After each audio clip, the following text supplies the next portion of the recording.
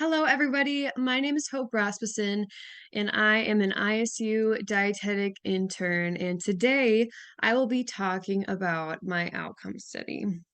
My outcome study is on the impact of cooking videos on cooking efficacy of members of Heartland Head Start. So, a little premise of this outcome study.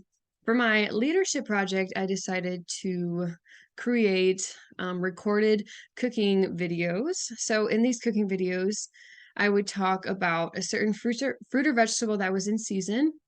I will go over where you can get it, how you can store it, how you can prepare it, what vitamins and minerals this certain fruit or vegetable contains. And then I will go into a cooking demonstration using that certain fruit or vegetable in a tasty recipe. And this would include all the prices of the ingredients. So it was really hitting hard on cooking healthy on a budget.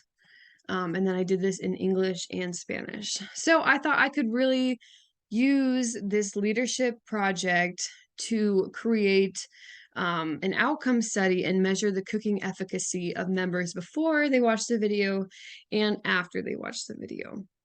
So diving into a little bit about the literature behind this. Heartland Head Start is a program that assists low-income families and preschoolers with educational, health, and social services. So as we know, there are many factors that contribute to a health and well-being of a certain person. So this can include income, education, their gender, physical activity, and when they lack a certain factor, this can lead to a greater risk for chronic disease such as diabetes, cancer, obesity, and cardiovascular disease. Usually, it's the general American population does not eat enough fruits and vegetables on a daily basis as it is. And when the people lack the income, it's really hard for them to get enough. So they're at greater risk for not eating enough fruits and vegetables. Also, those with low income tend to lack the cooking skills necessary, and they also lack different cooking resources and equipment. And this relates to their lack of income and also their lack of education. So really what would be important here is an intervention which addresses eating healthy on a budget to meet and how to cook to meet their dietary recommendations. So there were a few 2021 studies that showed the benefits of eating healthy on a budget. One of them was a 7-week in-person nutrition education and hands-on cooking. And this really showed the beneficial outcomes because the people who participated in this study increased their consumption of fruits and vegetables, they increased their self-efficacy, willingness to try new foods, and they had an expansion of cooking techniques. The other 2021 study focused on family cooking classes to prevent diabetes. So this improved the child involvement and autonomy. So these studies really showed that implementing cooking classes is very beneficial in the low income families to target those chronic diseases. So as we know, the socioeconomic factors play a huge role in the health and well-being of a person. So if families are taught how to prepare easy, nutritious meals on a budget, their family has a better chance of improving and maintaining their health. So the purpose of the study is to implement a nutritional cooking demonstration to families from Heartland Head Start to improve their knowledge of cooking healthy, budget-friendly meals. So there was a Heartland Head Start meeting in which I showed them a video, and before they watched this video, they would fill out a 10-question survey of their cooking efficacy. Then they would watch the video cooking with me. So in this particular video, we were making lentil sloppy joes and summer squash. And then after they finished this cooking, they took the 20-question survey again in order to see if their cooking efficacy improved. So, for example, the first question of this survey was whether it was the pre and the post test. So that's how I could tell about that one.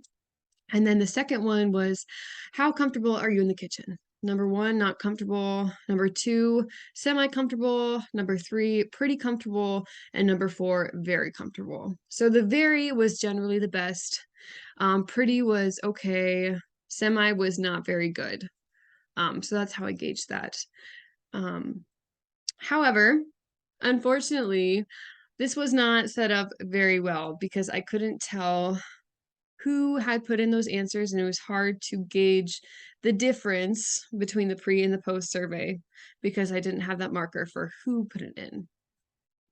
And there were more people that filled out the pre-test than the post test. But I still decided to dig a little deeper.